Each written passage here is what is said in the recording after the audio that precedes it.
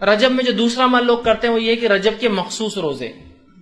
ایک تو یہ پہلا روزہ جمعرات کا، اس کے بعد کی نماز صلاۃ الرغائب، لیکن اس کے علاوہ مخصوص روزے رکھتے ہیں، اور ان روزوں کے تعلق سے مختلف روایتیں ہیں۔ پہلی بات تو وضاحت کر دوں، نبی اکرم صلی اللہ علیہ وسلم نے رجب میں کوئی خاص روزہ نہیں رکھا، اور رجب کے اندر آپ نے کسی خاص روزے کا حکم نہیں دیا۔ دونوں باتیں، ایک تو آپ کا عمل بھی نہیں، آپ کا حکم بھی نہیں۔ نبی اکرم صلی اللہ علیہ وسلم رجب میں کوئی خاص روزہ نہیں رکھا اور کسی خاص روزے کے رکھنے کا حکم نہیں دیا، یاد رکھیے۔ اب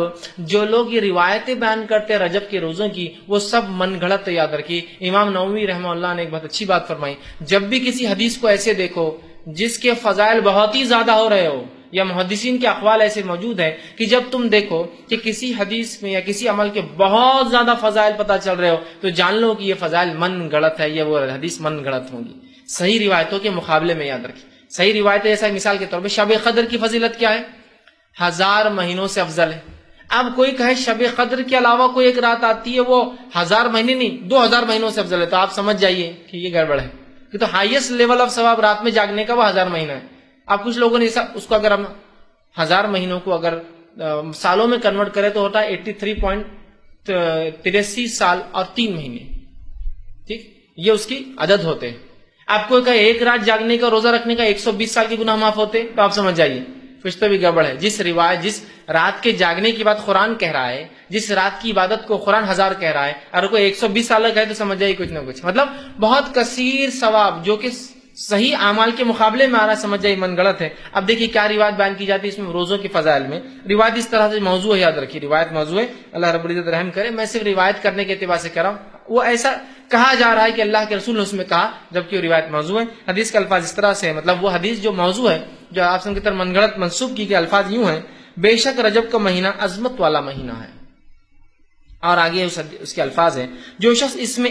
اللہ تعالیٰ اس کے لیے 1000 سال کے روزے لکھ دیتا ہے، اور 2 روزے رکھے تو 2000 سال کے روزوں کا ثواب لکھ دیتا ہے، اور 3 روزے رکھے تو 3000 سال کے روزوں کا ثواب لکھ دیتا ہے۔ پھر اس کے اندر ہے اور جو ہے لکھ دیتا ہے، اور اگر 7 دن کے روزے رکھے تو اللہ جو ہے اس کو جہنم کے دروازے اس کے لیے بند کر دیتا ہے، اور اگر 8 دن کے روزے رکھے تو جنت کے پورے دروازے اس کے لیے کھول دیتا ہے، اور جس میں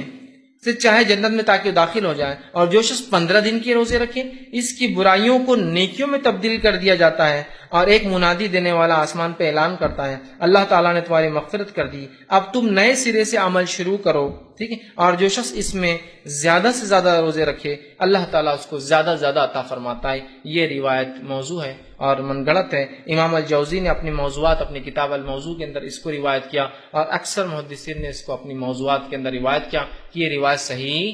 نہیں ہے۔ یہ تو 1000 دن کے روزوں کا ثواب بتایا جا رہا ہے، 2000 دن کے روزے، مطلب 30 دن رکھ لیا تو 3000 ہو گئے، یا 29 کا دن آتا 29000۔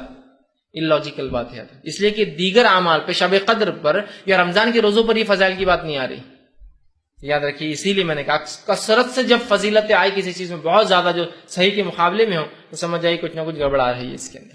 ٹھیک ہے۔ تو بہرحال دیکھیے کس قسم سے بات آئی ہے، یاد رکھیے یہ تمام چیزیں جو ہے موضوع ہے۔ اسی طرح اس میں ایک خاص نماز کا بھی تذکرہ آتا ہے روزے کے ساتھ، کہ روزہ رکھے اور نماز پڑھے، وہ اس طرح سے بیان کیا جاتا ہے، اور یہ بھی روایت موضوع ہے، جھوٹی ہے لیکن لوگ عمل کرتے ہوئے کیا ہے، حدیث کو ایسا بیان کیا جاتا ہے جو کہ جھوٹی ہے: جو آدمی رجب میں 1 دن کا روزہ رکھے، اس میں 4 رکعت اس طرح پڑھے کہ پہلی رکعت میں سورہ جو ہے فاتحہ کے بعد جو ہے 100 مرتبہ آیت الکرسی پڑھے، اور پھر دوسری رکعت میں 100 مرتبہ سورہ اخلاص پڑھے، مطلب پہلی رکعت میں سورہ فاتحہ 100 مرتبہ آیت الکرسی، دوسری رکعت میں سورہ فاتحہ کا 100 مرتبہ سورہ اخلاص پڑھے، تو اس کی موت نہیں آئے گی یہاں تک کہ وہ جنت اسے دکھا لیا جائے، یا جنت میں اس کا ٹھکانہ نہ اسے بتا دیا جائے۔ مطلب روزہ رکھے، روزہ رکھنے کے بعد 4 رکعت اس روزے میں یہ نماز پڑھے، کیا نماز پڑھے جو بتایا جا رہا طریقہ کہ سورہ فاتحہ کے بعد 100 مرتبہ آیت الکرسی، سورہ فاتحہ کے بعد 100 مرتبہ سورہ اخلاص، تو فائدہ کیا ہوگا اس کو؟ نہیں مرے گا، مگر جنت میں اس کا ٹھکانہ بتا دیا جائے گا کہ تم یہاں رہنے والے ہو جنت۔ یہ صحیح روایت نہیں ہے، یاد رکھیے یہ موضوع ہے۔ تو بہرحال اس مہینے کے اندر کوئی نماز ثابت نہیں، یاد رکھیے کوئی روزہ خاص ثابت نہیں۔ اسی طرح ایک اور جو ہے بات نبی اکرم صلی اللہ علیہ وسلم کی طرف منسوب کی جاتی ہے،